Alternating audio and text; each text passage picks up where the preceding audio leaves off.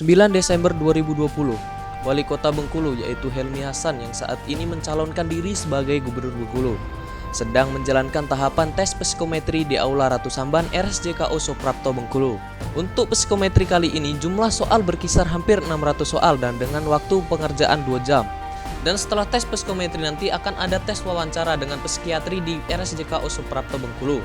Selanjutnya, ia mengatakan hasil dari tes kejiwaan yang dilakukan oleh pihak RSJKO akan diserahkan kepada KPU Provinsi Bengkulu dan jadi indikator penilaian apakah calon bakal lolos ke tahapan pilkada selanjutnya.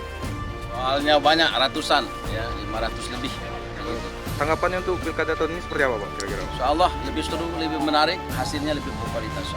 Untuk indikator pertanyaannya apa aja tadi, Pak, yang ditanya? Banyak pertanyaannya dan pertanyaannya bagus-bagus. Ya, alhamdulillah.